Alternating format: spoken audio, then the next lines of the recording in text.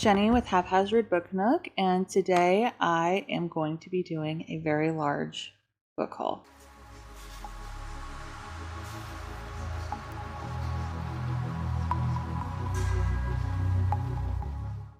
So the book haul I'm doing today is accumulation of the past few months since I just started here on BookTube. I know that nobody's really seen a book haul from me before, so these are just the last couple months that are all squished together. So I actually have 30 books to talk about today. Let's get started. So one thing to know about me is that I do not read synopsis. I will read until I get a couple of keywords, and that's pretty much all I care about. So a lot of these books I don't actually know what they're about. I just know some of the tropes that are in them, unless I have already read them, which there are a couple back here that I have already read. So the first book that I have is called A Love Letter to Whiskey by Candy Steiner. I got this book because I am on my quest to find a book that will make me cry, and I have heard some people say that this book is very sad. So here's to hoping that it makes me cry. That's all I know about it, is just that it's supposed to make me cry. All right, and then the next book that I have is called Collide by Bal Kabara. This book I know is about a girl who does not like hockey players, but for some reason has to interview a hockey player or work with a hockey player. And I am wanting to read a couple of hockey books because I've only read two, and they were both in the same series. So I'm excited to give this a try. Right, next I have Love at First Night by Megan Clausen. This one, all I read on the back was that she helps run the night camp at the Tower of London, and I was sold. I don't know what the guy is. I know it's a romance. I don't know what the guy's deal is. All I know is that she runs the night camp, and I was sold. So the next three are part of the same series by Lucy Score. It's A Corpse in the Closet, The Blast from the Past, and The Dead Guy Next Door. So all I know about these three is that they are romance books that have a sort of thriller or mystery twist to them. So I'm really excited to try a book that is like that. Three books that are like that. And then the fourth book comes out this July.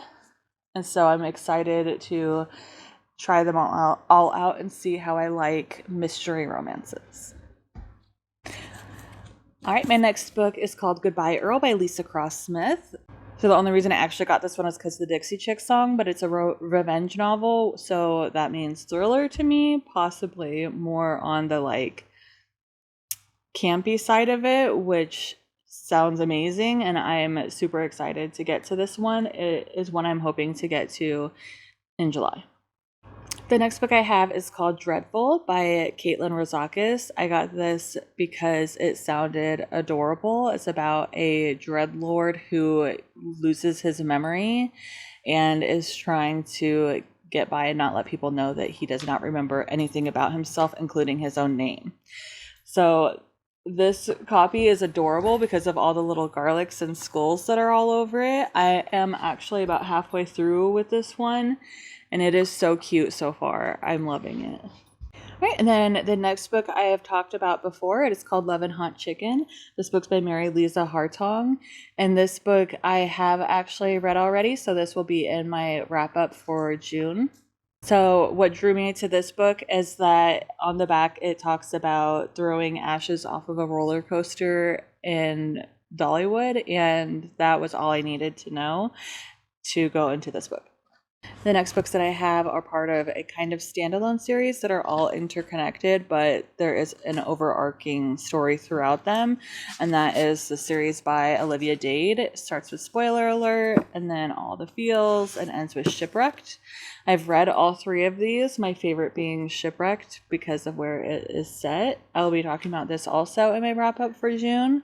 What drew me to these three is that they have plus-size characters, and that they were more of contemporary romances, which I don't read often. I mostly read dark romances. So I was really excited to try some of these out. So the next two books that I have are by Christopher Paolini. They are To Sleep in a Sea of Stars and Fractal Noise.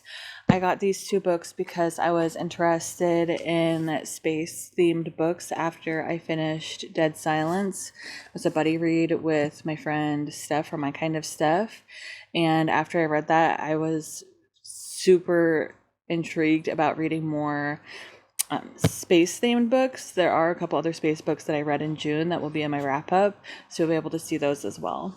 And then I have Birthday Girl by Penelope Douglas. I have heard good things about this, and I am actually going to be getting some art cards when I go to Sinners and Stardust for this book. So I wanted to read it and see what it was all about and if I liked it before I got the art cards. So I'm excited to give this a try. I've heard mixed things, but mostly good, a little less bad, but I'm excited to give it a try and see what I think. All right, and then the next book I got because my friend was reading it and it sounded super adorable because it takes place in Ireland. It is called Morbidly Yours by Ivy Fairbanks. So it's set in Ireland and I believe it's about a caretaker for a cemetery, and I believe she is a mortician. I'm not 100% sure, but either way, it sounds adorable, and I do believe that my friend liked it that read this before me.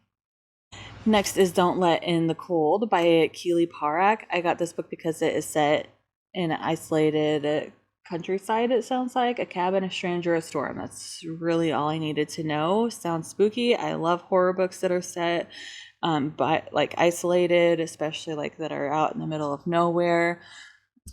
This one is the stranger trope. So I really like the creature feature trope, but I also like random stranger finds you in the middle of the woods and is suspicious. Next is City of Souls by Mel Harding Shaw. This book is about a bounty hunter who has a special ability that the Lord of the City of Souls finds out about, and then he hunts her down. And that's all I needed to know about that to be able to want to read it. This is the Fabled Co. edition, so it has really pretty cover and it has the sprayed edges.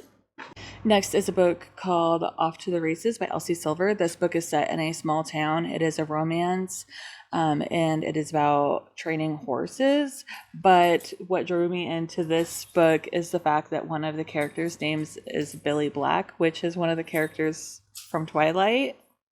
And so immediately I was intrigued just because of that. All right, next is On the Line by Naomi Loud. This is another book by an author who will be at Sinners and Stardust. So I wanted to read some of their books before I went to the convention. And so this one is super adorable and sounds interesting. It is about a rich girl who runs away from her family for one reason or another, starts waitressing, and falls in love with the line cook, I believe. That's all I know about this one. It sounds cute. I'm excited to try it before I go to Boston. And then the next one I have is The Midnight Feast by Lucy Foley. This was one of my most anticipated reads for 2024. I love Lucy Foley's books. I've read all of them. I've already read this one. I was just super excited. I actually had an arc of this one that I got through NetGalley, so I actually got to read it before it came out. I actually ended up really liking this one too, and it will be in my June wrap-up. All right, and then the next book that I have is called The Shadows Between Us by Tricia Levenseller. I got this book because a bunch of my friends have been talking about it, and it sounded interesting to me, the way that they were like gushing.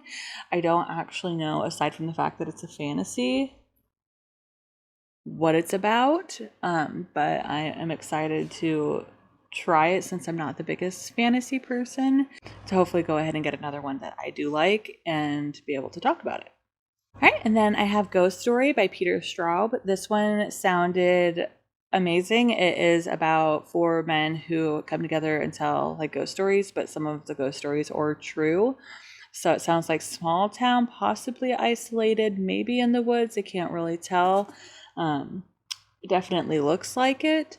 And then also about like spooky ghosty things, possibly true ghosty things. I love haunting books, so I'm excited for this book. The next book that I have is called Dragon Fruit by Makia Lucier. This book sounded super adorable, and actually like my husband might like it. It is about a lady who lives, I believe, in Hawaii or one of the other island nations. So this, I know that she has a bat, and I know that the dragon fruit, I believe, are actually dragon eggs that she is having to take somewhere. It is another one that sounds like a fantasy that I might like, and I'm always looking for more fantasies because I am not the biggest fan of them. All right, and then my last 6 are the Legacy of God series by Rena Kent. Yes, it is all 6 of them. No, I have not read them yet, but I am starting to read the first one in July, God of Malice. I know that it's a dark romance, which is automatically something that I'm intrigued by. This series, I believe, is surrounding people who are in college. And I've seen these books on Larry Reed's channel, and she actually inspired me to pick them up and go ahead and give them a try. All right, so that is all 30 books that I've accumulated in the past couple months. Let me know if any of them sound interesting to you, if you liked any of them, if you have read them before, if you think I should get to any of them before other ones. Some of them I have already read from before, so go ahead and look for my thoughts on those in my wrap-up. It should be my next video coming out. Go ahead and like and subscribe if you want to, and have a good rest of your day. Bye.